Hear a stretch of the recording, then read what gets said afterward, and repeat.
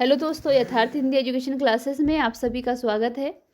आज की क्लास हमारी फिर हिंदी साहित्य की है, जहाँ की हिंदी साहित्य के महत्वपूर्ण बहुविकल्पी प्रश्न हम पढ़ेंगे।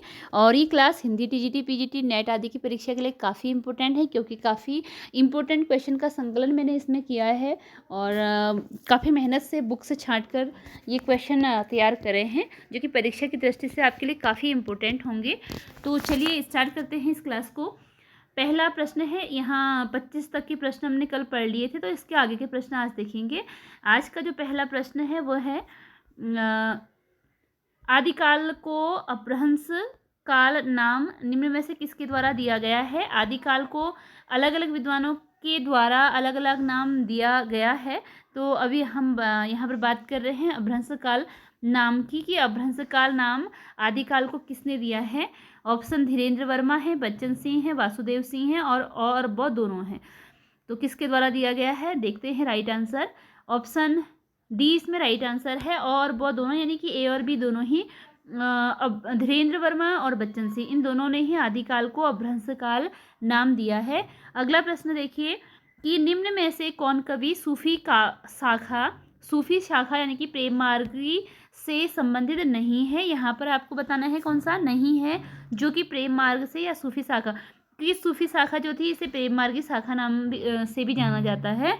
तो यहाँ आपको बताना है जो संबंधित नहीं है इस शाखा से, सूफी या प्रेम मार्गी शाखा से।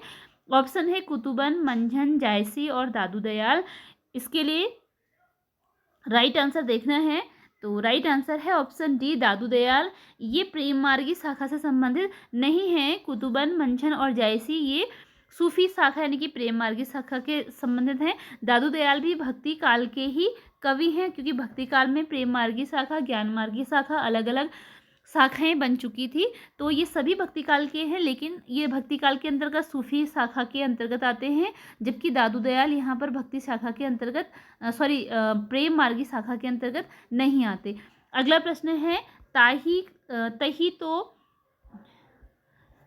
को रति कहत हैं रस ग्रंथन की रीति। यहाँ पर तही है तो ताही है, ठीक है। ताही को रति कहत हैं रस ग्रंथन की रीति किसके द्वारा कही गई है यह पंक्ति। ऑप्शन है केशवदास, चिंतामणि, पद्माकर और मतीराम।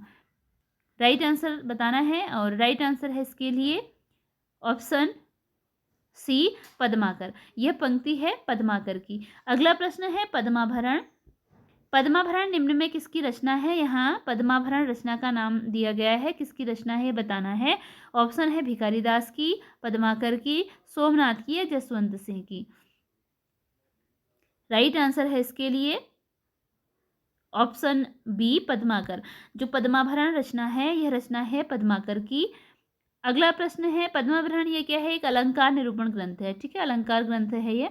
अगला प्रश्न है निम्न में कौन सा जोड़ा सही सुमेलित नहीं है। यहाँ पर वह जोड़ा बताना है जो सही सुमेलित नहीं है। तो पहला आता है कवि कुल कल्प तरु चिंतामणि, रस रहस्य सोमदेव, काव्य रसायन देव और काव्य सिद्धांत सुरति मिश्र। नहीं वाला बताना है, ठीक है, नहीं वाला। तो ऑप्शन बी सही है, रस रहस्य है सोमदेव की रचना, नहीं है। इसके अतिरिक्त कवि कुल्पतरु चिंतामणि की रचना है, काव्य रसायन देव की रचना है और काव्य सिद्धांत श्रुति मिश्र की रचना है। अगला प्रश्न है रस रहस्य निम्न में किसकी रचना है। जो रस रहस्य अभी हमारी यहाँ पर सुमेलित नहीं थी, उस रचना के बारे में आगे बताया है कि यह रचना किसकी है। ऑप्शन है कुलपति मिश्र, श्रीपति, भिखारी दास और जगत सिंह। तो राइट आंसर है इसके लिए ऑप्शन ए कुलपति मिश्र। रस रहस्य है रचना कुलपति मिश्र की है। बिहारी के गुरु कौन थे। अगला प्रश्न है बिहारी के गुरु कौन थे। ऑप्शन है केशव राय, राधा बल्लभ, नरहरिदास, वल्लभाचार्य। राइट आंसर है इसके लिए ऑप्शन सी नरहरिदास। बिहारी के गुरु का नाम था नरहरिदास। बढ़ते हैं अगले प्रश्न की ओर। अगला प्रश्न है बिहारी द्वारा रचित बिहारी सतसई में कुल कितने छंद हैं। बिहारी सतसई की रचना की गई है बिहारी के द्वारा, इसमें कुल छंद बताने हैं कि कितने छंद हैं। ऑप्शन में है 710, 711, 712, 713। राइट आंसर है इसके लिए ऑप्शन डी 713। बिहारी सतसई में कुल छंदों की संख्या है 713। अगला प्रश्न है, भारतेंदु ने लगभग कितने काव्य की रचना की, कितने काव्यों की रचना की, कितने काव्य की रचना की है? ऑप्शन है 50, 60, 70 और 80। देखते हैं राइट आंसर। ऑप्शन सी है 70। अगला प्रश्न है, भारतेंदु युग का साहित्य व्यापक स्तर पर गदर से प्रभावित है, यह कथन किसका है? भारतेंदु युग का साहित्य व्यापक स्तर पर गदर से प्रभावित है, यह कथन किसका है? किसके द्वारा यह कथन दिया गया है कि भारतेंदु युग का साहित्य व्यापक स्तर पर गदर से प्रभावित है?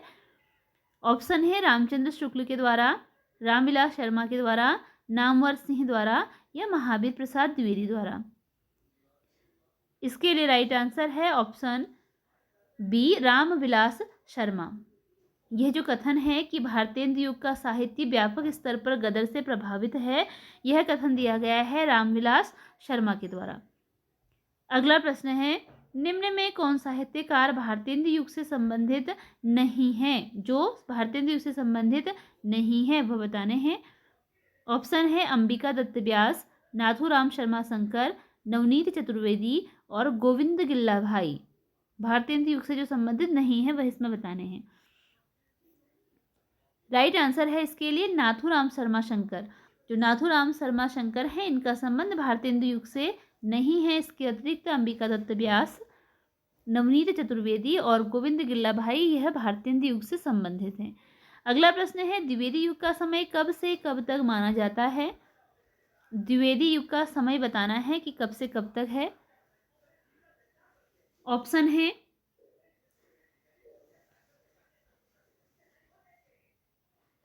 देखते हैं इसके लिए राइट आंसर। राइट आंसर है ऑप्शन ए 1900 से 1918 का जो समय रहा यह द्विवेदी युग के नाम से जाना जाता है। और द्विवेदी युग की प्रसिद्ध पत्रिका है सरस्वती। अगला प्रश्न है, निम्न में कौन सा जोड़ा सही सुमेलित नहीं है? रचनाएं रचनाकार के जोड़े दिए हैं, रचना और रचनाकार के जोड़े दिए हैं, तो जो सही सुमेलित नहीं है वह बताना है। पहला है कुसुमांजलि, गया प्रसाद शुक्ल स्नेही, मृत्युंजय रायदेवी प्रसाद पूर्ण, धाराधर धावन महावीर प्रसाद द्विवेदी और नवीन बीन लाला भगवान दीन। राइट आंसर ऑप्शन सी है धाराधर धावन। जो रचना है यह महावीर प्रसाद द्विवेदी जी की नहीं है। कुसुमांजलि गया प्रसाद शुक्ल स्नेही की रचना है। मृत्युंजय रायदेवी प्रसाद पूर्ण की रचना है। नवीन बीन ये रचना है लाला भगवान दीन की। अगला प्रश्न है, मैथिली शरण गुप्त अपना काव्य गुरु किसे मानते थे? मैथिली शरण गुप्त के द्वारा अपना काव्य गुरु किसको माना गया? Mahavir Prasad Dwivedi, Bharat Bhushan Agrawal, Dwarika Prasad Mishra, Bharatendu Harishchandra. Right answer option A है महावीर प्रसाद द्विवेदी को मैथिली शरण गुप्त जी अपना काव्य गुरु मानते थे। महावीर प्रसाद द्विवेदी जी को मानते थे मैथिली शरण गुप्त अपना काव्य गुरु। अगला प्रश्न है, अतीत खंड निम्न में किस रचना का एक भाग है? रचना का ये क्या है? किसी एक रचना का भाग है अतीत खंड नाम से। किस रचना का यह भाग है? पंचवटी का, भारत भारती का, जय भारत का या जयद्रथ का? इसके लिए राइट आंसर है ऑप्शन बी भारत भारती। जो रचना है इसका एक भाग है अतीत खंड। ठीक है, भारत भारती रचना का भाग है। अगला प्रश्न है, तक्षशिला महाकाव्य की रचना किसके द्वारा की गई है? तक्षशिला महाकाव्य विधा की रचना है। इसके रचनाकार बताने हैं कौन है? द्वारका प्रसाद मिश्र, प्रताप नारायण पुरोहित, गुरु भक्त सिंह, उदय शंकर भट्ट। राइट आंसर है ऑप्शन डी उदय शंकर भट्ट। तक्षशिला जो महाकाव्य है वह उदय शंकर भट्ट के द्वारा लिखा गया है। अगला प्रश्न है, निम्न में कौन सी विशेषता छायावादी युग से संबंधित नहीं है? जो छायावाद से संबंधित विशेषता नहीं है वह बतानी है। स्वतंत्र चेतना, व्यक्तिगता, अनुभूति की प्रतिष्ठा, राष्ट्रीयता की नवधारणा। ऑप्शन डी राइट आंसर है। ऑप्शन सी वाला राष्ट्रीयता की नवधारणा इसकी विशेषता नहीं है। अगला प्रश्न है रामचरित चिंतामणि किसकी रचना है? रचना का नाम है रामचरित चिंतामणि और किसकी रचना है बताना है। रामचरित उपाध्याय, अयोध्या सिंह उपाध्याय, सत्यनारायण कविरत्न और जगन्नाथ दास रत्नाकर। राइट आंसर है रामचरित चिंतामणि। ये रामचरित उपाध्याय जी की रचना है। रामचरित चिंतामणि रामचरित उपाध्याय की रचना है। अगला प्रश्न है मैथिली शरण गुप्त को सामंजस्यवादी कवि किसके द्वारा कहा गया है? मैथिली शरण गुप्त को सामंजस्यवादी कवि कहा गया है, किसने कहा है? जगन्नाथ दास रत्नाकर नामवर से हैं, रामचंद्र शुक्ल या हजारी प्रसाद द्विवेदी। राइट आंसर है इसके लिए ऑप्शन सी रामचंद्र शुक्ल। आचार्य रामचंद्र शुक्ल ने मैथिली शरण गुप्त को सामंजस्यवादी कवि कहा है। निम्न में कौन सी रचना सूर्यकांत त्रिपाठी निराला की नहीं है? जो रचना त्रिपाठी निराला की नहीं है वह बतानी है। ऑप्शन है नए पत्ते, अपरा, बेला, अतिमा। राइट आंसर है इसके लिए ऑप्शन डी अतिमा, ये निराला जी की रचना नहीं है। अगला प्रश्न है प्रपद्यवाद या फिर जिसे नकीनवाद भी कहा जाता है इसका प्रवर्तन वर्ष है। प्रपद्यवाद या जिसे नकीनवाद कहा जाता है इसका प्रवर्तन वर्ष क्या है? नकीन यह 3 कवियों के नाम पर न, के और न, 3 कवियों के नाम पर नकीनवाद नाम पड़ा है इसका। अगला इसमें देखिए बताना है प्रवर्तन वर्ष कौन सा है। तो इससे पहले नकीनवाद के जो कौन 3 कवि थे इसके बारे में बता चुकी हूँ, ठीक है। 1956 ईस्वी में नकीनवाद का प्रवर्तन हुआ है। ऑप्शन डी राइट आंसर है। अगला प्रश्न है प्रयोग कलात्मक अनुभव का क्षण है। प्रयोग कलात्मक अनुभव का क्षण है, यह कथन निम्न में किस विद्वान का है? प्रयोग को कलात्मक अनुभव का क्षण किसने कहा है? रामस्वरूप चतुर्वेदी, रघुवीर Sahay, Kesari Kumar, doctor Ramvilas Sharma. Right answer है इसके लिए ऑप्शन बी रघुवीर सहाय का यह कथन है। ऑप्शन बी रघुवीर सहाय। निम्न में कौन लेखक तीसरा तार सप्तक में सम्मिलित नहीं? जो नहीं है वह बताना है। तीसरा तार सप्तक में प्रयाग नारायण त्रिपाठी, मदन वात्सायन, विजय नारायण शाही, स्वदेश भारती। राइट आंसर है इसके लिए ऑप्शन डी स्वदेश भारती। स्वदेश भारती तीसरा सप्तक में सम्मिलित नहीं है। अगला प्रश्न है स्वदेश भारती निम्न में किस सप्तक में सम्मिलित है?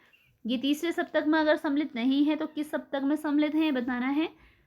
तार सप्तक में, द्वितीय तार सप्तक, तृतीय तार सप्तक या चतुर्थ तार सप्तक। राइट आंसर है इसके लिए ऑप्शन डी चतुर्थ तार सप्तक में सम्मिलित कवि हैं स्वदेश भारती। ऑप्शन डी चतुर्थ तार सप्तक। अगला प्रश्न है आज़ादी के 20 बरस, जो कि कविता विधा की रचना है। आज़ादी के 20 बरस चर्चित कविता है, किसके द्वारा लिखी गई है? इस चर्चित कविता के लेखक बताने हैं। कौन है आज़ादी के 20 बरस चर्चित कविता के लेखक? हिरानंद वात्सायन अज्ञेय, महावीर प्रसाद द्विवेदी, सूर्यकांत त्रिपाठी निराला, मदन वात्सायन। इसके लिए राइट आंसर है option A Hiranand Vatsayan Agyeya.